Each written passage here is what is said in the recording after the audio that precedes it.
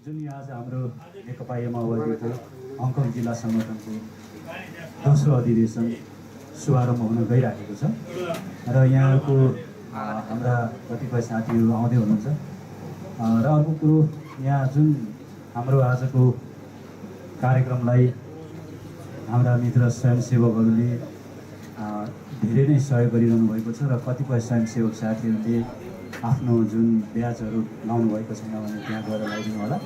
म यहाँ हाम्रो ढोकाको छेउमा छ र अबको यो लगभग 10 मिनट पछाडि म यो कार्यक्रम औपचारिक रूपमा सञ्चालन हुन गइरहेको जानकारी गराउन चाहन्छु।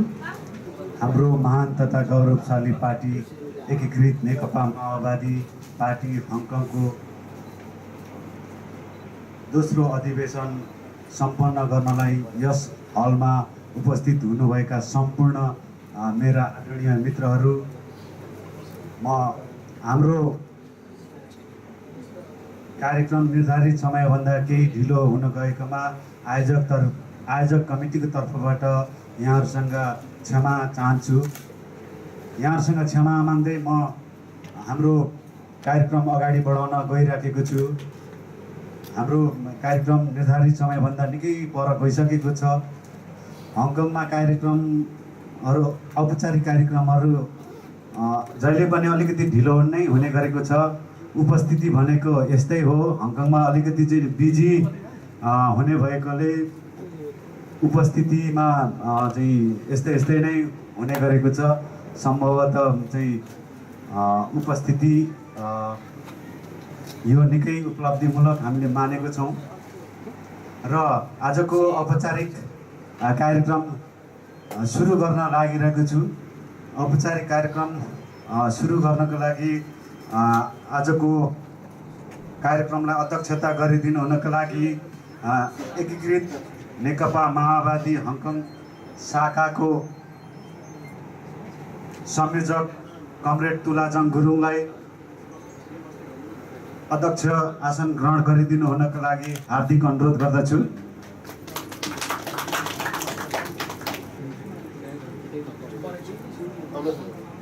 वर्षमान पुन अनन्तलाई आजको कार्यक्रमको प्रमुख अतिथिको आसन ग्रहण गरिदिनु न हार्दिक अनुरोध गर्दछु।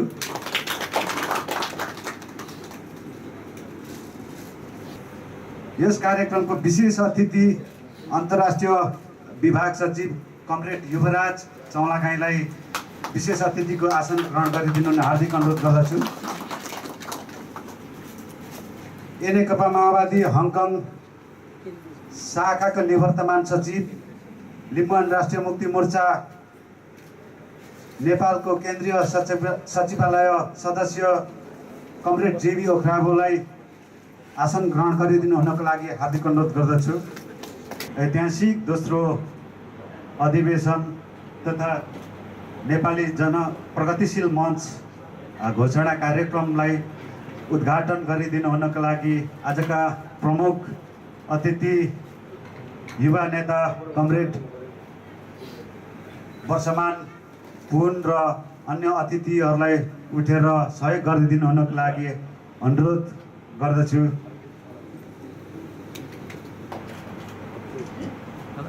धन्यवाद। हाम्रो उद्घाटन कार्यक्रम सम्पन्न भइसकेको छ। अब हामी क्रमशः हाम्रो कार्यक्रमलाई अगाडि बढाउँदै गइराखेको छौँ। यस कार्यक्रमलाई अगाडि बढाउने क्रममा हामीले ज्ञात अज्ञात शहीदहरूप्रति 1 मिनट मौन धारणा गरेर शहीदहरूप्रति हामीले सम्मान गर्ने चलन राखेका छौँ। त्यही यहाँ उपस्थित सम्पूर्ण प्रमुख अतिथि अध्यक्षज्यूदेखि लगाएर सम्पूर्ण उपस्थित महानुभावहरू मित्रहरूलाई 1 मिनट उठेर मौन धारणा गरिदिनु हुनको लागि अनुरोध गर्दछु।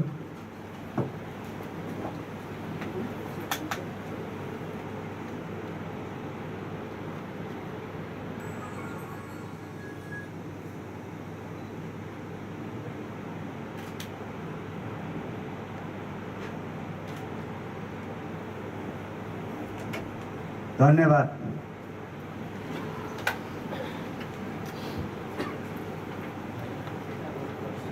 हाम्रो ऐतिहासिक दोस्रो अधिवेशनको उद्घाटन कार्यक्रम अथवा खुल्ला सत्रको कार्यक्रमलाई अगाडि बढाउने क्रममा स्वागत मन्तव्य राखिदिनु हुनको लागि म हाम्रो आयोजक समितिका सदस्य कमरेड धीरेन्द्र चामलिङज्यूलाई आफ्नो स्वागत मन्तव्य राखिदिनु हुनको लागि अनुरोध गर्दछु। हेलो यो नेकपा माओवादी दोस्रो जिल्ला अधिवेशनको अध्यक्षता गरिरहनुभएका अध्यक्ष संयोजक कमरेड तुलाजङ गुरुङज्यू, नेपालबाट पाल्नु भएका प्रमुख अतिथि, पूर्व नेकपा माओवादी अर्थमन्त्री, हाल केन्द्रीय सचिव वर्षमान कमरेड वर्षमान पुन्ज्यू, अन्तर्राष्ट्रिय विभाग ब्युरो सचिव कमरेड युवराज चौलागाईज्यू लगायत नेकपा माओवादी आबद्ध जातीय मोर्चाका सङ्घर्षशील कमरेडहरू र लगायत हाम्रा हङकङमा रहनुभएका माओवादीप्रति आबद्ध भएर काम गर्ने हाम्रा सधैँ कमरेडहरूमा मेरो अत्यन्तै क्रान्तिकारी अभिवादन टक्राउन चाहन्छु। धन्यवाद कार्यक्रम सञ्चालकज्यू। एकीकृत नेपाल कम्युनिस्ट पार्टी माओवादी हङकङ जिल्ला सङ्गठन समितिको दोस्रो अधिवेशनलाई सभापतित्व गरिरहनुभएका पार्टीका संयोजक तुलाजङ कमरेड, आजको यस कार्यक्रमलाई सफल बनाउनको लागि नेपालबाट पाल्नुभएका पार्टीका सचिव आदरणीय कमरेड वर्षमान पुन्ज्यू, नेकपा माओवादी एकीकृत नेपाल कम्युनिस्ट पार्टी माओवादी नेपालका विदेश ब्युरो सचिव युवराज चौलागाईज्यू, यहाँ उपस्थित हुनुभएका विशिष्ट अतिथिज्यूहरू, सम्पूर्ण राजनीतिक दलका अध्यक्ष तथा प्रतिनिधिहरू, एकीकृत नेपाल कम्युनिस्ट पार्टी माओवादी हङकङमा रहेका जातीय मोर्चाका अध्यक्ष तथा प्रतिनिधिहरू, उपस्थित हुनुभएका सम्पूर्ण हङकङवासी आदरणीय दाजुभाइ तथा दिदीबहिनीहरूमा सर्वप्रथम त राष्ट्रिय मुक्ति मोर्चा हङकङको तर्फबाट र मेरो व्यक्तिगत तर्फबाट यहाँलाई हार्दिक अभिवादन टक्राउन चाहन्छु। धेरै सालपछि धेरै महिनापछि हामीहरू आज यो अधिवेशनसम्म आउनु पाउँदा हामीलाई साह्रै नै खुसी लागेको छ र यो अधिवेशन सफल बनाउनको लागि नेपालबाट हाम्रो केन्द्रीय नेताहरू यहाँ पाल्नुभएको छ। अवश्य पनि यो अधिवेशन सफल हुन्छ भने हामी ढुक्क छौँ र यसलाई यहाँसम्म ल्याइपुर्याउनु हुने आदरणीय कमरेड तुलाजङ गुरुङज्यू साथै सम्पूर्ण टिमलाई हामी दम राष्ट्रिय मुक्ति मोर्चा हङकङको तर्फबाट धन्यवाद दिन चाहन्छौँ र अब आउने कार्यसमिति चुस्त दुरुस्त र क्रियाशील रहनेछ। यस्तो किसिमको कार्यसमिति बन्नेछ भन्नेमा हामी ढुक्क पनि छौँ र आउने कार्यसमितिलाई पनि अग्रिम शुभकामना दिँदै मेरो छोटो मन्तव्य यहीँ अन्त गर्छु। धन्यवाद। यस एकीकृत नेकपा माओवादीको दोस्रो अधिवेशन हलमा अध्यक्षता गरिरहनु भएको अध्यक्षज्यू, प्रमुख अतिथिज्यू, विशेष अतिथिज्यू र यस मञ्चमा आसीन अतिथिज्यूहरू र यो महत्त्वपूर्ण हलमा उपस्थित हुनुहुने अन्य समुदायहरू र पत्रकार मित्रहरू, म नेपाल प्रवासी मञ्चको तर्फबाट र मेरो व्यक्तिगत तर्फबाट तपाईँहरूलाई हार्दिक अभिवादन टक्राउन चाहन्छु। धन्यवाद कार्यक्रम सञ्चालकज्यू।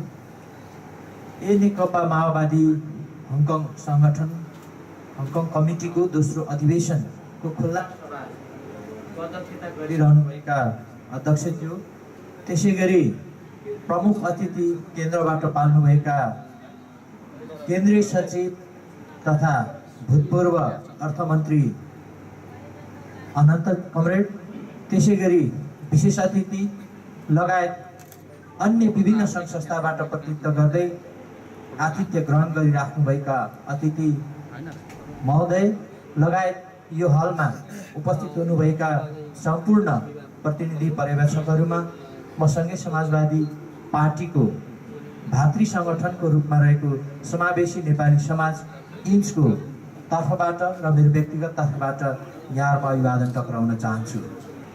हाम्रो महान तथा गौरवशाली पार्टी एकीकृत नेकपा माओवादीको जिल्ला संगठन समिति हङकङको यो ऐतिहासिक दोस्रो अधिवेशनको यो खुल्ला सत्रलाई अध्यक्षता गरिरहनुभएका अध्यक्ष कमरेड, हाम्रो महान तथा गौरवशाली पार्टी एकीकृत नेकपा माओवादीका केन्द्रीय सचिव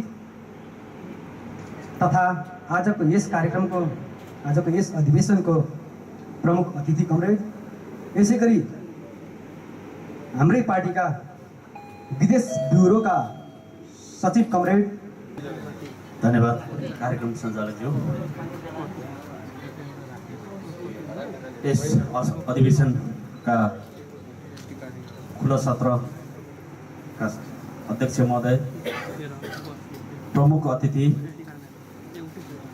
पूर्व मन्त्री वर्षमान पुन्जु, विशेष अतिथिज्यू, व्यासमा विराजमान विभिन्न सङ्घ संस्थाका प्रमुख तथा प्रतिनिधि अतिथिज्यूहरू, धन्यवाद सञ्चालक कमरेड। नेकपा माओवादी जिल्ला कमिटी हङकङको दोस्रो अधिवेशनका अध्यक्ष कमरेड, आजको यस खुल्ला सत्रका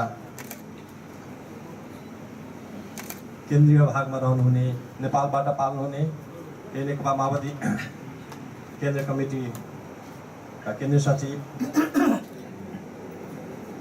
पूर्व अर्थमन्त्री कमरेड वर्षमान पुन्जु, त्यसै गरी नेपालबाट पाल्नुहुने विदेश ब्युरो इन्चार्ज कमरेड सौलागाईज्यू लगायत आजको यस अधिवेशनमा विभिन्न राजनीतिक पार्टी, सङ्घ सङ्गठन, जातीय सङ्गठनबाट प्रतिनिधित्व गर्ने हुने महानुभावहरू र हामीले मुख्य रूपले हेरिएका केन्द्रमा हाम्रो कार्यक्रम आइपुगेको यहाँलाई जानकारी गराउँदै म आजका विशेष अतिथि अन्तर्राष्ट्रिय विभागका सचिव कमरेड युवराज चौलागाईलाई आफ्नो मन्तव्य राखिदिनु हुनुको लागि हार्दिक अनुरोध गर्दछु। एकीकृत नेकपा माओवादीको हङकङ शाखाको दोस्रो अधिवेशन उद्घाटन समारोह तथा जनप्रगतिशील मञ्च हङकङको यो सम्मेलनको कार्यक्रममा सभापतित्व गर्नुहुने सभापति कमरेड, मञ्चमा आसीन प्रमुख अतिथि हाम्रो पार्टी एकीकृत नेपाल कम्युनिस्ट पार्टी माओवादीका केन्द्रीय समितिका सचिव, नेपालका निवर्तमान अर्थमन्त्री, नेपालका एक सम्भावनायुक्त युवा नेता कमरेड अनन्त, विभिन्न राजनीतिक पार्टीको प्रतिनिधित्व गर्दै यो हङकङमा खुलेका विभिन्न सङ्घ सङ्गठनहरूको प्रतिनिधित्व गरेर आउनुभएका मेरा सहकर्मी मित्रहरू, विभिन्न सामाजिक तथा पहिचान युक्त सङ्गठनका प्रतिनिधि मित्रहरू, हाम्रो पार्टीसँग सम्बद्ध जनप्रगतिशील मञ्चसँग सम्बद्ध सबै सहकर्मी मित्रहरू, पत्रकार साथीहरू र हङकङमा बसेर आफ्नो पसिना चुहाएर सुन्दर भविष्यको परिकल्पना गर्नुहुने सबै यहाँ उपस्थित मित्रहरू, दाजुभाइ दिदीबहिनीहरूमा म हाम्रो पार्टीको अन्तर्राष्ट्रिय विभागको तर्फबाट र मेरो आफ्नो तर्फबाट सबभन्दा पहिला जुझारु क्रान्तिकारी लाल सलाम गर्न चाहन्छु, स्वीकार्नुहोस्।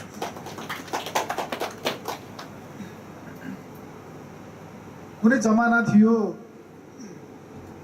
अमेरिका, बेलायत, चीन या हाम्रो पश्चिम एसियाका देशहरूको करिब करिब एउटै खालको जीवनस्तर थियो। बेलायतमा शेक्सपियरले नाटक लेख्दाखेरि दियालो बालेर नाटक लेख्नुहुन्थ्यो, अनि हाम्रो नेपालका गाउँ बेसी गर्दाखेरि हाम्रा पुर्खाहरूले दियालो बालेरै गाउँ बेसी गर्नुहुन्थ्यो, तलमाथि गर्नुहुन्थ्यो। जीवन कति छिटो कहाँबाट कहाँ बदलिसकेको छ। हिजो आफ्नै गाउँघरमा हलो कुटो कोदालो चलाएर रेखो पाखो खनेर घरमा एउटा भैँसी पालेर तल बेसीको धानमाथि लेकमा पहाडमा लगेर बाँचेर सुखपूर्वक जीवन बाँचेका हामी एउटा स्वाभिमानी नेपालीहरू, वीर नेपालीहरू आज केही पनि नभएका ठाउँहरूमा एकदमै प्रकृतिले ठगिएका ठाउँहरूलाई गुलजार बनाउनको लागि हामीहरूको एक प्रकारले दास बनेर जीवन बिताइराखेका छौँ। अरबको मरुभूमिमा नेपालीहरूको पसिनाको सिञ्चनले आज एउटा हरियाली छाएको हामी देख्छौँ। समुद्रले ढाकिएका ठाउँहरूमा नयाँ नयाँ निर्माणका कामहरू भएको हामी देख्छौँ। हिजोका पछि पारिएकाहरू, हिजो प्रकृतिले ठगेकाहरू आज मानव वैभवको एउटा उच्चतम शिखरको चाहिँ उपभोग गरिराखेका छन्। प्रकृति र साधन स्रोतले सम्पदाले परिपूर्ण भएका हामी नेपालीहरू आज आफ्नो घर परिवार बा आमा आफन्तहरू सबै छोडेर विदेशका विभिन्न ठाउँहरूमा एउटा सामान्य श्रमिकको जिन्दगीमा एउटा चाहिँ सुखको चाहिँ परिकल्पना गर्नुपर्ने विडम्बनापूर्ण स्थितिमा हामीहरू छौँ। दुःख लाग्छ आदरणीय दाजुभाइ दिदीबहिनीहरू, मित्रहरू। अफ्रिकामा या दुनियाँमा यस्ता कतिपय ठाउँहरू छन् जहाँ 10औं वर्षसम्म पनि पानी पर्दैन।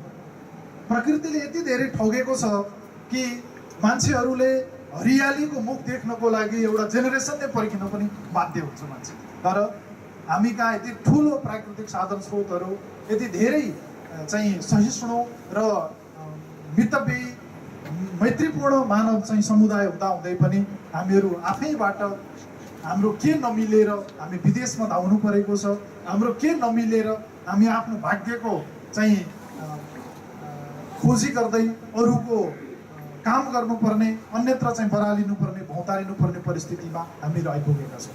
त्यसकारण सबभन्दा पहिला त हङकङमा जति पनि दाजुभाइ दिदीबहिनीहरू बसिराख्नु भएको छ, बाहिरबाट हेर्दा बडो भव्य देखिन्छ हङकङ। हुन त म पहिलोपटक आएको हङकङमा, यहाँ यसरी बाहिर ट्रान्जिटको रूपमा यहाँ एक दुईचोटि म पहिला बाहिर आकाशबाट माथिबाट मात्रै देखेको थिएँ। मैले हिजो बेलुका आज बिहान हङकङ आइसकेपछि अहिलेसम्म जति पनि साथीहरूसँग छलफल गरेँ, अन्तर्क्रिया गरेँ, मलाई लाग्यो हेर्दा त हङकङ एउटै छ तर भोग्दा हङकङ दुईटा छ। एउटा सुख शैलको वैभवको हङकङ छ, एउटा दुःखको पसिनाको आँसुको रगतको हङकङ छ। एउटा श्रमजीवीहरूको हङकङ छ, एउटा कामचोरहरूको हङकङ छ। र हामी श्रमजीवीहरूको हङकङमा, हामी काम गर्ने मान्छेहरूको हङकङमा, हामी दुःख गर्ने मान्छेहरूको हङकङलाई एउटा एक ढङ्गले सजाएर यहाँ बसिराखेका छौँ र त्यो नेपालीहरूको प्रतिनिधित्व गरेर हामीहरू यहाँ आएका छौँ।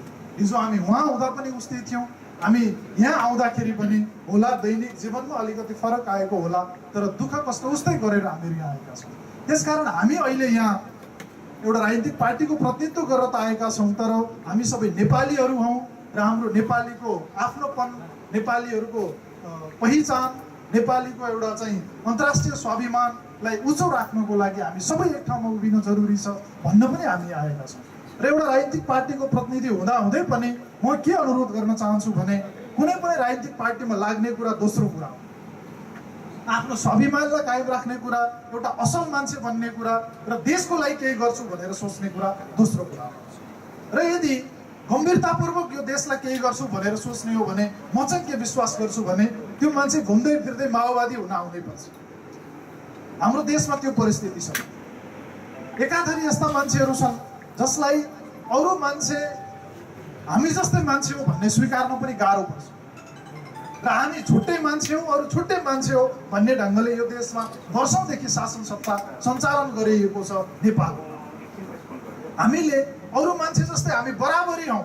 यो देशका श्रमिकहरू, श्रमजीवीहरू, मेहनतकश जनताहरू र उच्च प्रकारका शासन सत्ताको सदुपयोग गरेर आएको एउटा जुन कुलीन वर्ग छ, एलिट क्लास भनिन्छ, त्यो र सर्वसाधारण नेपाली जनताको उस्तै उस्तै प्रकारको अधिकार छ, बराबरी हो भनेका हौँ हामी। कसैलाई विस्थापित गर्ने कुरा पनि हामीले गरेका होइनौँ। तर तपाईँले देख्नुभयो त्यसको परिणाम के हुन्छ। दुनियाँमा धेरै ठुल्ठुला क्रान्तिहरू भए र त्यसमध्ये एउटा क्रान्तिको नेतृत्व हामीले पनि गऱ्यौँ। यहाँ हुनुहुन्छ हाम्रो पार्टीको सचिव कमरेड, जनमुक्ति सेनाको डेपुटी कमान्डर हुनुहुन्थ्यो, कयौँ मोर्चाहरूको नेतृत्व गर्नुभयो, लड्नुभयो। हामीले आफैले आफूलाई गोली भरे बेलुका गोली लाग्यो भने खाल्लो खनेर गाड्नुपर्छ भनेर घुइँटी र कोदालाहरू बोकेर हामी गयौँ। आफूलाई मृत भएपछि वा घाइते भएपछि बोक्नुपर्छ भनेर स्ट्रेचरहरू आफै दिउँसो बोकेर गयौँ र एउटा महान लडाइँको नेतृत्व गरेर हामीहरू आयौँ। हुन त राजनीतिमा एकाथरीले यसलाई महान देखेका छन्, एकाथरीले यसको बारेमा तुच्छ प्रकारको टिका टिप्पणी पनि गरेका छन्। तर हामीले यो कुरा स्वीकार गर्नुपर्छ कि नेपालको राजनीतिमा नक्सा त बदलिएन, तर नेपालको जनजीवनको नक्सा बदलेको छ। जनयुद्धमा नेपालको भूगोलको नक्सा त बदलिएन, तर नेपालका गरिबहरूको, उत्पीडितहरूको, सासमा बासका नेपाली जनताहरूको एउटा खालको चाहिँ दिमागको नक्सा अथवा उनीहरूको स्वाभिमानको पहिचानको नक्सा जनयुद्धले हामीहरूले बदलेका छौँ। के त्यो माओवादी पार्टी होइन जसले यो देश नेपालमा भएका सबै प्रकारका गरिबहरू, उत्पीडितहरूलाई देशको राज्य सत्तामा पहिचान र उनीहरूको चाहिँ प्रतित्व हुनुपर्छ भन्ने कुरा सबभन्दा पहिला उठाएको? यहाँ होइन पनि पूर्ववक्ता साथीहरूले भन्नुभयो वर्षौँ वर्ष काङ्ग्रेस र एमालेको शासन चल्यो, वर्षौँ वर्ष राजाहरूको, राणाहरूको जुवामुनि हाम्रो देश बिदिएर बस्यो। तर माओवादी जनयुद्ध, सर्वहारा श्रमिक, महिलाहरू, उत्पीडितहरूको आन्दोलनमा त त्यस्तो प्रकारको आन्दोलन थियो जसले उत्पीडितहरूको आवाजमा पनि मुखरित गरिदियो।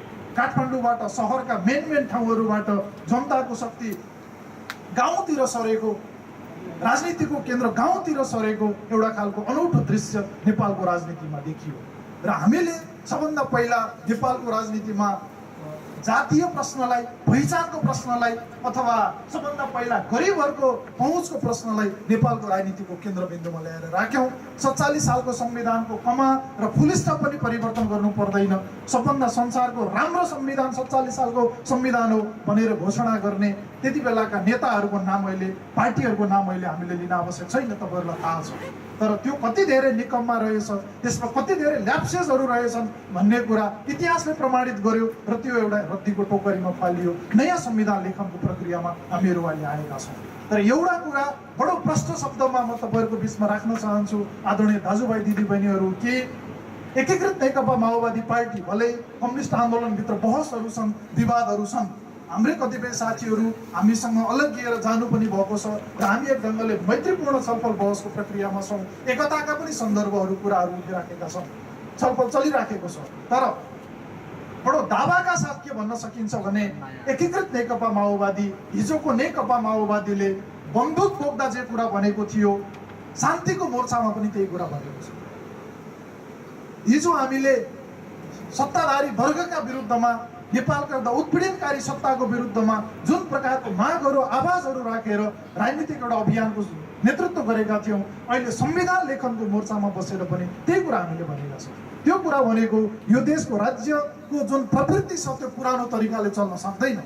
यो देशमा जुन प्रकारको एकल चाहिँ वर्गले, एकल जातिले, एकल सम्प्रदायले यो देशको जुन ढङ्गले शासन गरिराखेको छ, जुन ढर्राले शासन गरिरहेको छ, त्यो ढर्रा, त्यो ढङ्ग, त्यो शैली, त्यो कानुन, त्यो विधि चल्दैन र त्यसको विरुद्धमा हामी जिहाद छोड्छौँ। हामीले त्यो हिजो पनि भनेका हौँ र त्यो अहिले पनि हामीले भनेका छौँ। हाम्रो आजका प्रमुख अतिथि पूर्व अर्थमन्त्री, एकीकृत नेकपा माओवादी पार्टीका केन्द्रीय सचिव कमरेड वर्षमान पुन अनन्तज्यूलाई आफ्नो मन्तव्य राखिदिनुको लागि हार्दिक अनुरोध गर्दछु। आजको यस दोस्रो अधिवेशन उद्घाटन सत्रका अध्यक्ष कमरेड, विशेष अतिथिको रूपमा उपस्थित हुनुभएका अन्तर्राष्ट्रिय ब्युरो तथा विभागका सचिव सोहिता कमरेड, अतिथि दीर्घामा रहनुभएका नेपाली जनसम्पर्क मञ्च हङकङ, प्रवासी नेपाली मञ्च,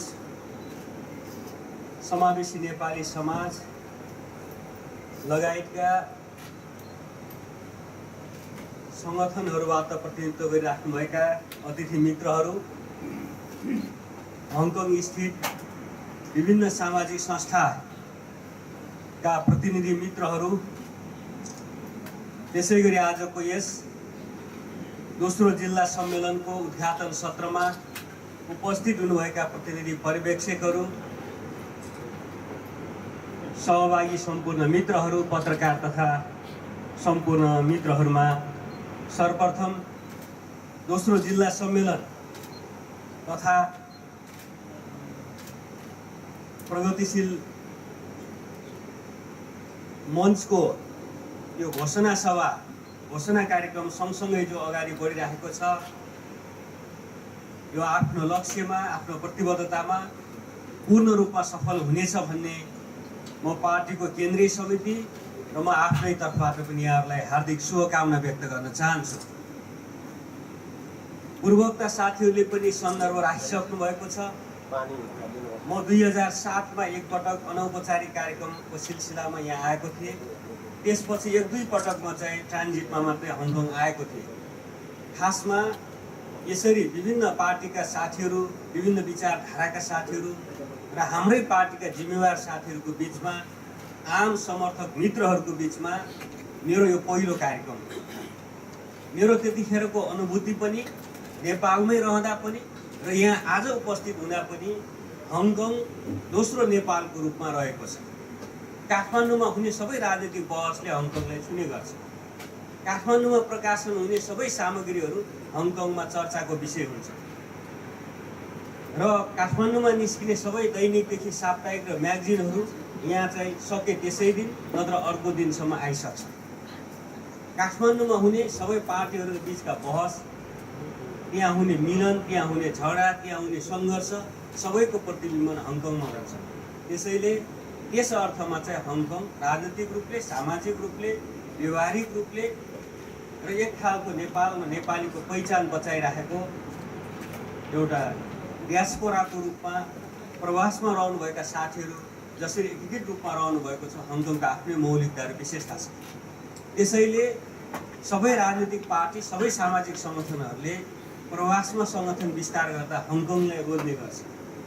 त्यसैले हङकङ आफैमा आकर्षक ठाउँ पनि हो, आकर्षक गन्तव्य पनि हो।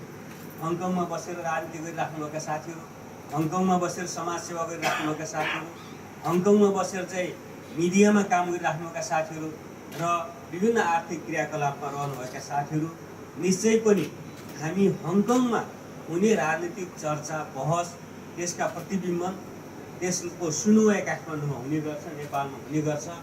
त्यसैले यो महत्त्वपूर्ण ठाउँमा, एउटा सचेत जागरुक ठाउँमा जसरी साथीले आफ्नो पहिचान, आफ्नो आस्था, आफ्नो विश्वास, आफ्नो एकता बचाइराख्नु भएको छ, म सुरुमै तपाईँहरूको यो एकता, यो विश्वास, यो आस्था र यो पहिचान बचिराखोस् म शुभकामना पनि दिन चाहन्छु। निश्चय पनि आज हामी नेपालको राष्ट्रिय राजनीति, नेपालको सामाजिक आन्दोलन, नेपालको आर्थिक आन्दोलन हेर्नु हो भने धेरै आशा गर्ने ठाउँ छैन। नेपाली जनताले धेरै पटक विद्रोह गर्यो, सङ्घर्ष गर्यो। 2007 सालमा निकै ठुलो सशस्त्र विद्रोह भयो। त्यसको इतिहासका चाहिँ जस्तै अप्ठ्यारा पाटोहरू हामीले हेरेका छौँ। त्यसै गरी 2017मा प्रतिक्रान्ति भयो र 2018मा तत्कालीन नेपाली कङ्ग्रेसले सशस्त्र सङ्घर्ष गर्यो। पछि 31 सालतिर फेरि अर्को हतियार उठायो। तपाईँ हामी सबैलाई थाहा छ, दर्जनौँ मान्छे ओखलढुङ्गाको तिमुरबोटीमा मारिए। त्यसै गरी चाहिँ 2028 सालमा चाहिँ झापा आन्दोलन, तत्कालीन कोअर्डिनेसन केन्द्र, पछि माले समूहले झापा आन्दोलन गर्यो। त्यसले चाहिँ ठुलो सङ्घर्षको कोसिस गर्यो र चाहिँ त्यो सफल हुन सकेन। बिस्तारै अर्को ढङ्गले राजनीति अगाडि बढ्यो। 2046 सालमा जनआन्दोलन भयो। त्यसपछि चाहिँ 36मा जनआन्दोलन भयो। के राजनीतिक घेराहरू फराकिलो भए तपाईँ हामी सबैलाई थाहा छ। 46मा निकै ठुलो राजनीतिक परिवर्तन, जनविद्रोह भयो र जनताले एउटा ठुलो अपेक्षा राखेका थिए, त्यो रूपमा सफल हुन सकेन। तर एउटा राजनीतिक परिवर्तन भयो। नेपाली समाजलाई एउटा तीव्रतामा, एउटा कुकुलो ढङ्गले अगाडि लानमा 46को आन्दोलनको महत्त्वपूर्ण पक्ष छ। यसमा असन्तुष्टिहरू भए। 2052मा फेरि हतियार उठ्यो, सशस्त्र सङ्घर्ष भयो र त्यसले चाहिँ एउटा चाहिँ गन्तव्य पक्रियो। पछि आएर 62-63मा जनयुद्ध र जनआन्दोलनले एकाकार रूप लियो। नेपालमा गणतन्त्र स्थापना भयो, सङ्घीयता स्थापना भयो। त्यो हाम्रो अहिलेको नेपालको राजनीतिक एउटा नेपालको सामाजिक धरातल। तपाईँ हामी सबैलाई थाहा छ, त्यो चाहिँ जनयुद्ध र जनआन्दोलनले पनि सबै चिज सम्बोधन गर्न सकेन। पछि मधेस आन्दोलन भयो, नेपाल राज्यले नेपालका राजनीतिक पार्टीहरूले त्यो आन्दोलनलाई सम्बोधन गर्नै पर्ने भयो। त्यसपछि विभिन्न रूपमा जनजातीय आन्दोलनहरू भए, देशका विभिन्न चरणहरूमा कुरा सुनवाई भए, आवाजहरू सुनिए। त्यो हाम्रो नेपालको राजनीतिक यथार्थ हो, नेपालको सामाजिक आन्दोलनको यथार्थ। यसरी एउटा आरोह अवरोह भएर नेपालको राजनीति अगाडि आएको छ। हरेक 8-10 वर्षमा ठुल्ठुला राजनीतिक आन्दोलन, सामाजिक परिवर्तन भएर नेपाल अगाडि आएको छ। तर अहिलेसम्म एउटा स्थायित्व, राजनीतिक स्थायित्व, एउटा आर्थिक एउटा चाहिँ जस्तै सुदृढीकरण र एउटा सामाजिक सद्भाव पश्चात एउटा नेपालले एउटा आकार लिन सकेका छैन। एउटा सङ्क्रमणको दिशामा अगाडि बढिरहेको छ।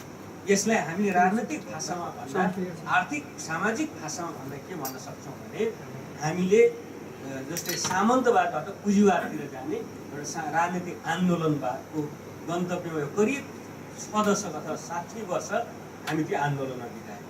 र आज हामी जुन ठाउँमा आइपुगेका छौँ, सामन्तवाद विरुद्धको सङ्घर्ष मूलतः पुरा भएको छ। अब नयाँ गन्तव्यतिर नेपाल गइरहेको छ। यो अहिलेको हाम्रो। मैले यो चाहिँ सुरुमै राखेको पृष्ठभूमिबाट म के कुरो बताउन चाहेँ भने कि एकातिर नेपालको आन्दोलन, राजनीतिक आन्दोलन, नेपालको सामाजिक आन्दोलन सशस्त्र रूपले अगाडि बढेको छ खास समयमा। अर्कोतिर खास समयमा ठुल्ठुला जनआन्दोलनको रूपमा अगाडि बढेको छ। यो हाम्रो सामाजिक तथा राजनीतिक आन्दोलनको यथार्थ र यसरी अगाडि बढेको छ। र मैले सुरुमै के चर्चा गरेँ भने त्यो सबै आन्दोलनको योगमा के थियो भने केन्द्रीकृत राज्य व्यवस्था, एकात्मक राज्य व्यवस्था, सामन्ती राज्य व्यवस्थाले पैदा गरेका विभेदहरू, अन्यायहरू, उत्पीडनलाई अन्त्य गर्ने लक्ष्य थियो। त्यो चाहिँ मूलतः चाहिँ अहिले चाहिँ पुरा भएको छ। त्यसलाई चाहिँ संस्थागत गर्ने चरणमा हामी अहिले त्यो चरणमा छौँ र हामी अब चाहिँ बिस्तारै अगाडिको नयाँ गन्तव्यतिर हामी अगाडि बढिरहेका छौँ। यो नेपालको राजनीतिको अहिलेको अवस्था हो। मैले सुरुमै यो राजनीतिक अवस्था बारेमा तपाईँ कमरेडहरूसँग, साथीहरूसँग यो राख्न चाहेँ। र हामी यहीँनिर चाहिँ नेपालको राजनीतिक सकारात्मक मोडमा गएको छ या के भएको छ, सन्तोष गर्ने ठाउँमा छ या असन्तोष मान्नुपर्ने मूल्याङ्कनको विषय यही हो कि हामी यसभन्दा भड्केर अथवा अलग्गै ढङ्गले नेपालको राजनीति हामी बुझ्न सक्दैनौँ। हामी त्यसैले चाहिँ यो राजनीतिक गन्तव्यको चर्चा, साधनको चर्चा हुँदा हामी चाहिँ जस्तै संविधान सभामा या बाहिर मोर्चामा या विभिन्न मिडियाहरूमा पनि बेला बेला भोजभेजहरू गरिन्छ। माओवादीले हतियार उठायो अनि चाहिँ माओवादीले चाहिँ जस्तै सबै रूपले चाहिँ हतियारबाट ठिक गर्छु भने त्यो त हुँदैन, यो बाटो बेठिक हो भन्दा चाहिँ हामीले काङ्ग्रेसलाई जवाफ दिन्छौँ। सबभन्दा पहिले हतियार उठायो त कङ्ग्रेसले हो नि त। त्यसो कङ्ग्रेसले पहिले आफूलाई समीक्षा गर्नुपर्छ, इतिहास गल्ती गरियो भन्नुपर्छ। त्यसपछि दोस्रो हतियार उठाएको तत्कालीन चाहिँ कोअर्डिनेसन केन्द्र हुँदै अहिलेको एमाले हो नि त हतियार उठाएको। त्यसपछि तेस्रो हतियार उठाएको चाहिँ बल्ल माओवादी हो। हतियार उठाउनेमा पनि सबभन्दा चाहिँ कान्छो माओवादी हो पहिलो कुरो। त्यसै गरी चाहिँ जस्तै अहिलेका राजनीतिक विकृतिहरूमा कुनै न कुनै रूपले एकीकृत माओवादी पनि अछुटो छ। हामीले भनेका छैनौँ, कमजोरीहरू छन्, कमीहरू छन्। हामी शासनमा हामी पनि बस्यौँ र हामीले चाहिँ भनेअनुसार हामी कैयौँ कामहरू अगाडि लान सक्यौँ भन्दा विकृति माओवादीमा देखियो, कमीहरू माओवादीमा देखियो। हामी त्यो स्वीकारेका छौँ। किन? जसले आफ्नो कमजोरी स्वीकार्न साहस गर्छ त्यसले मात्रै चाहिँ फेरि चाहिँ आफूलाई ठिक ढङ्गले अगाडि लान सक्छ भन्दा कमी देखियो भने सबभन्दा पहिलो त नेपाली कङ्ग्रेस हो। 7 सालमा नेपाली कङ्ग्रेसले राजनीतिक क्रान्तिको नेतृत्व गर्यो अनि उसमा कमजोरीहरू देखिए, प्रतिक्रान्ति हो। फेरि 46मा शासनमा आयो, कङ्ग्रेसभित्रमा शासन के अरे चाहिँ 12 वर्षमा 14वटा सरकार कङ्ग्रेस एमाले पछि, त्यसपछि नै जनयुद्ध भएको हो। त्यसो विकृतिको चाहिँ पनि थालनी कङ्ग्रेसबाट हो, एमाले हो, कुनै न कुनै रूपले माओवादीसँग आयो भन्दा हामी चाहिँ विकृतिबाट मुक्त या समस्याहरूबाट मुक्त पार्टीहरू हुँदैन। तर त्यो समस्यालाई कसरी हेर्छ भन्ने कुरो हुँदो रहेछ। यहाँनिर चाहिँ हामीले चाहिँ यसरी चाहिँ हाम्रो चाहिँ राजनीतिक बहसहरू, छलफलहरू हुने गर्छन्। त्यसै गरी संविधान निर्माणकै कुरोमा पनि म पछि आउँछु। संविधान निर्माण कुरोमा पनि के अरे चाहिँ 7 सालमा चाहिँ संविधान सभाको कुरो उठ्यो। पछि चाहिँ कङ्ग्रेस त्यसमा टिक्न सकेन। तत्कालीन शासकहरूले कङ्ग्रेसले संविधान सभाको माग छोड्दासम्म त्यसमा चाहिँ जस्तै चुनाव गरिएन, निर्वाचन गरिएन, कङ्ग्रेसलाई फुटाउने, कमजोर पार्ने कोसिस गरिराखे। जब कङ्ग्रेसले संविधान सभाको माग छोडेपछि मात्रै संसदको निर्वाचन गरेर अगाडि गएको अवस्था। त्यसैले संविधान सभा त्यतिखेरदेखि उठेको विषय हो। बिचमा कङ्ग्रेसले छोड्यो, विभिन्न चाहिँ घटक समूहले उठाए, पछि चाहिँ जस्तै माओवादीले उठाएर अहिले नेपाली जनताको एजेन्डा हो। पहिलो संविधान सभामा एकीकृत माओवादी पहिलो पार्टी हो, कङ्ग्रेस दोस्रो, एमाले तेस्रो हो। अनि के हो भन्दा चाहिँ संविधान बनाउन चाहिँ सत्तारूढ पार्टी या ठुलो पार्टीले चाहिँ जिम्मा लिनुपर्ने, अनि कङ्ग्रेस र एमाले चाहिँ अपोजिसन या विरोध गर्नुपर्ने। गर्दा गर्दा चाहिँ हामी लास्टमा पुग्दा चाहिँ अब प्रक्रियाबाट टुङ्गाउनु बाहेक अरू उपाय छैन भन्दा चाहिँ यदि प्रक्रियाबाट टुङ्गायो भने रक्तपात हुन्छ भने चाहिँ रक्तपात हुने गरी त संविधान टुङ्गाउनु त कसैको उद्देश्य थिएन। यसले त रक्तपात रोक्नलाई, देशलाई एउटा शान्त समृद्ध र नयाँ ठाउँमा अग्रगमनमा पुर्याउनको लागि संविधान, रक्तपात रोक्नको लागि अन्तिम अवस्था संविधान सभा बैठकै नबसेर संविधान सभा विगत आज फेरि त्यसो हो भने त्यही तर्क फेरि माओवादीले गर्ने ठाउँ आइपुगेको छ। कङ्ग्रेस पहिलो, एमाले दोस्रो, माओवादी तेस्रो भएको छ भने प्रक्रियामा जाने भनेर फेरि कङ्ग्रेस र एमाले भनेको छ। अनि चाहिँ त्यसो हो चाहिँ तपाईँहरू त रक्तपात हुन्छ भन्नु। त्यहाँ चाहिँ माओवादीका अथवा मजदुर किसानका एजेन्डा नहुने, जनजातिका एजेन्डा सम्बोधन नहुने, अनि मधेसीका एजेन्डा सम्बोधन नगर्दै एक खान संविधान जारी गर्दा प्रक्रियामा जाँदा फेरि हिजोकै जस्तो रक्तपात भयो भने संविधान सभा बाहिर भयो भने के हुन्छ त नि। हिजो तपाईँहरूले भनेको कुरो बिर्सिनु, 3-4 वर्ष पहिले भन्दा उहाँहरूलाई सम्झाउने काम या साथीहरूलाई सम्झाउने काम भन्दा त्यो नेपालको राजनीति हो। नेपालको राजनीति हो, नेपालको राजनीतिको आरो अवरो हो। यो चाहिँ म चाहिँ दोस्रो कुरो साथीहरूसँग राख्न खोजेको। त्यसैले हामी अलिकति कमजोर भयो आत्तिनुपर्ने कुरो होइन, अलिकति हामी मजबुत भयो मात्तिनुपर्ने कुरो होइन। राजनीति आफ्नो विचारमा, आफ्नो सिद्धान्त, आफ्नो नियममा चल्छ। हरेक राजनीति आफ्नो दुनियाँभरिका राजनीति हेर्नु भने राजनीति शास्त्रले भन्छ, समाजशास्त्रले भन्छ सामाजिक आन्दोलन चाहिँ कहिले उतार हुन्छ, कहिले उहार हुन्छ। जब उहारमा हुन्छ, समुद्रको छाल जस्तै छाल आएको बेला, ज्वारको रूपमा आएको बेला सामाजिक बन्धनहरू भत्काउँछ, परम्पराहरू भत्काउँछ, अनि नयाँ चिजहरू स्थापित गर्छ। जब त्यो भाटाको रूपमा अथवा त्यो तल चाहिँ जस्तै जान्छ, अनि फेरि पुराना चाहिँ जस्तै पुराना शक्तिहरू, पुराना परम्पराहरू, पहिले चुडाइएका चाहिँ बन्धनहरू फेरि जोड्ने कोसिस हुन्छ। सामाजिक आन्दोलन दुनियाँभरि पुँजीवादको यो चाहिँ 400-500 वर्ष पुँजीवादको आन्दोलनमा कहिले चाहिँ सामन्तहरू जितेका छन्, कहिले पुँजीपतिहरू जितेका छन्। कति ठाउँमा चाहिँ जस्तै तपाईँ बेलायतमै राजाको टाउको काटेर चाहिँ गणतन्त्र घोषणा गरियो, पछि फेरि चाहिँ राजतन्त्र लिएर राखियो। तपाईँ चाहिँ फ्रान्समै भन्यो पहिलो गणतन्त्र, दोस्रो गणतन्त्र, तेस्रो गणतन्त्र, चौथो, पाँचौँ गणतन्त्रसम्म भन्दा कति पटक चाहिँ हुँदो रहेछ भन्दा नेपालमा 7 सालमा सामन्तवादलाई पराजित गर्ने कोसिस गरियो, सम्भव भएन। 46मा भयो, पछि त चाहिँ 65 के अरे 61 सालतिर त फेरि ज्ञानेन्द्र शाहको रूपमा आयो, अनि फेरि अहिले गणतन्त्र घोषणा गरियो। फेरि चाहिँ पुराना शक्तिहरू उठ्न कोसिस गरिरहेको छ भन्दा यो राजनीति हो। राजनीति आफ्नो नियममा कहिले उभारमा, कहिले उतारमा हुन्छ। उभारमा हुँदा हिजो चाहिँ गणतन्त्रमय थियो, हिजो चाहिँ समावेशितामय थियो, हिजो चाहिँ जस्तै पहिचानमय थियो, हिजो चाहिँ महिला मैत्री समाज थियो, हिजो चाहिँ अहिले दलित मैत्री समाज थियो, गरिब किसान मजदुरहरू मैत्री समाज थियो। आज दोस्रो संविधान सभापछि फेरि अलिकति यथास्थितितिर, अलिक पछि हटाएतिर, अहिले पहिचानको कुरो, अहिले परिवर्तन कुरो, अहिले समृद्धिको कुरो गऱ्यो भने त्यो मान्छे चाहिँ के कुरो गरे होला भनेको जस्तो थियो। किन हुन्छ यसो भन्दा राजनीति त्यसरी नै जान्छ। 60 सालमा त 2/3 बहुमत ल्याएर काङ्ग्रेस, 70 सालमा त अराष्ट्रिय तत्त्व भयो, लुकेर हिँड्नुपर्ने हो, त्यसको प्रधानमन्त्री जेल बस्नुपर्ने। राजनीति यसरी जान्छ। 46 सालमा के अरे चाहिँ 28 सालमा चाहिँ जस्तै आतङ्ककारी चाहिँ अपराधी घोषणा गरिएका केपी ओलीजीहरू पछि 46-51मा चाहिँ गृहमन्त्री हुन उहाँले एउटा आफै भन्नुभएको छ र विभाजित गरेर फुटाउ र शासन गर भन्छ पुँजीवाद के अरे चाहिँ सामन्तवादको नीति, फुटाउ र शासन गर्छ। आज नयाँ के अरे पुँजीवादी जनवादी क्रान्तिले के गर्ने भने चाहिँ भनेको हिजो सामन्तवादले जहाँ जानेर उत्पीडन गर्यो, जहाँ फुटायो, जहाँ चाहिँ उत्पीडन गर्यो त्यो कुरो अन्त्य गर्ने र हिजो फुटाएर शासन गरियो भने आज जनताले जुटाउने कुरो, एकताबद्ध गर्ने कुरो। यति नै एकदम सिम्पल कुरो। त्यसलाई राजनीतिक भाषामा भन्दा चाहिँ हिजो चाहिँ एक भाषा थियो बहुभाषामा जाने, एक पहिचान छ बहुपहिचानमा जाने।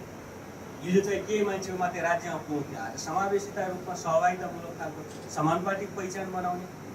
यो हो पुँजीवादी क्रान्ति, पुँजीवादी जनवादी क्रान्ति। यो चाहिँ हामीले अहिले चाहिँ पार्टीहरू लिनुपर्ने कार्यक्रम। तर चाहिँ आश्चर्यको विषय हामी पार्टीहरू यसलाई चाहिँ व्यवहारिक रूपले 40% सबै ठाउँ मन्त्री हुन्छ 60-40, कूटनीतिज्ञ नियुक्त 60-40, राजनीतिक नियुक्त 60-40, हरेक ठाउँ 60-40ले।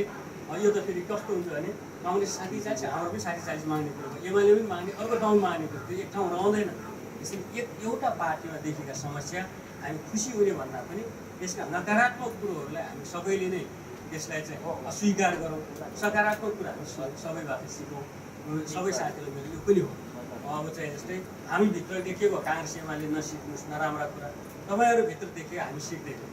हाम्रो भित्र पनि बेला बेला बहस हुन्छ, 60-40 पो गर्ने, अब यो मिल्दै नमिलेपछि भनेपछि त्यो 60-40 हुँदैन। त्यो कङ्ग्रेसभित्र देखेको नराम्रो चिज हो, म्यानेज त गरेका छ। त्यसरी हामी पनि कहिले काहीँ चाहिँ प्यारलाल पार्टी हुन्छ, त्यो काङ्ग्रेस एमाले नबनाउनुहोस्, प्यारलाल बनाउनु राम्रो चिज हो। त्यसै एमालेभित्र त्यो दुईवटा चाहिँ मतपत्र नै अलग गरेर चुनाव लड्नु, हामी त्यसरी लड्ने पक्षमा चाहिँ त्यो राम्रो कुरो होइन। मैले भन्न खोजेको कुरो के हो भने राजनीतिक पार्टीहरू बिचमा भित्र देखिएका विकृतिहरू अर्को पार्टीले सिक्ने होइन, त्यसलाई चाहिँ अस्वीकार गर्ने र राम्रा संस्कारहरू छन्, राम्रा विचार छन्, राम्रा पद्धति विकास गरेका छ, राम्रो कार्यशैली छ, सिकौँ। त्यसमा राम्रो गर्नमा प्रतिस्पर्धा गरौँ, योग्य हुनुमा प्रतिस्पर्धा गरौँ।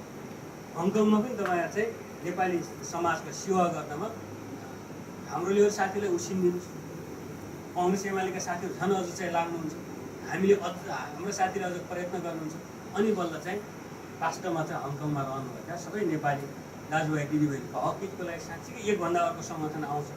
आज त कस्तो भन्छ उसको नीति यस्तो उस्तै केही न केही स्वार्थमा जस्तो, केही न केही पद प्रतिष्ठामा प्रतिस्पर्धा गरेको जस्तो सबै समाजहरू किन भयो, सबै समुदाय किन भयो भन्दा त्यति राम्रो शिक्षा यो शिक्षाको रूपमा भने मूल रूपमा राम्रो समयले अघि नै भनिसकेँ। यो कुरो राख्नु पनि साथीहरू पक्कै पनि अन्यथा मान्नुहुन्न भन्ने कुरो राखेँ। अब यति राख्दै मैले लामो समय लिएँ, अन्तिममा म चाहिँ सबै पार्टीका साथीहरू चाहिँ यहाँ चाहिँ अतिथि दीर्घमा रहनुभएको छ, शुभकामना दिनुभएको छ।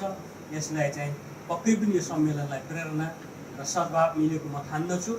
हामी देशभित्रबाटै नेपालबाटै पनि हामी दुईजना कमरेडहरू यहाँ तपाईँहरूलाई शुभकामना सद्भावको लागि आएका छौँ। यो चाहिँ योलाई एउटा ऊर्जाको रूपमा, शक्तिको रूपमा लिएर साँच्चीकै दोस्रो जिल्ला सम्मेलनले राम्रो नेतृत्व चयन गरोस्, राम्रो नीतिहरू निर्माण गरोस् र जनप्रगतिशील मञ्च पनि एउटा जो घोषणा गरिरहेको छ हाम नेपाली समुदायको बिचमा काम गर्ने गरी एउटा सबै पक्ष, समुदाय, क्षेत्रहरू, विविधताहरू समेटिने गरी अगाडि बढ्नुहोस्। म पार्टी केन्द्रतर्फबाट शुभकामना दिन चाहन्छु, आफ्नै तर्फबाट पुनः शुभकामना सहित बिदा हुन्छु। धन्यवाद। धन्यवाद। आजका प्रमुख अतिथि युवा नेता एकीकृत नेकपा माओवादी पार्टीका केन्द्रीय सचिव पूर्व अर्थमन्त्री कमरेड परशुराम पुनले आफ्नो मन्तव्य राखेर यहाँबाट गइसक्नु भएको छ। म कार्यक्रमलाई अगाडि निरन्तर बढाइरहेको छु। कार्यक्रम अगाडि अब हाम्रो दोस्रो अधिवेशनको एक सेसन अर्थात् खुला सत्र सकिनु लागेको छ। अब हामी चाँडै नै दोस्रो सेसन अर्थात् बन्द सत्र सेसनमा प्रवेश गर्दैछौँ। यस कार्यक्रमलाई अध्यक्ष गरेर बस्नुभएका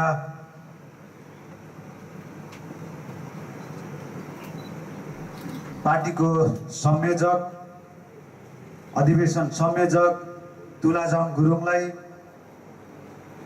कार्यक्रम हस्तान्तरण गर्दै म बिदा चाहन्छु। धन्यवाद।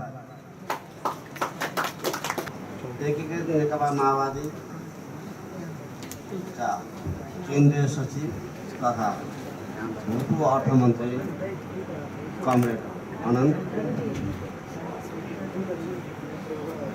त्यस्तै विशेष अतिथि अन्तर्राष्ट्रिय ब्युरो सचिव कमरेड युवराज चौलागाई, विघटित जिल्ला सङ्गठन समितिका डिसिएम कमरेडहरू, पार्टीको भातृ सङ्गठनका अध्यक्ष कमरेडहरू, यस समारोहमा आउनुहुने विभिन्न राजनीतिक सङ्गठनका प्रतिनिधिज्यूहरू, त्यसै गरी श्रमजीवी पत्रकार साथीहरू र नेकपा माओवादी प्रति आस्थावान कमरेड साथीहरू,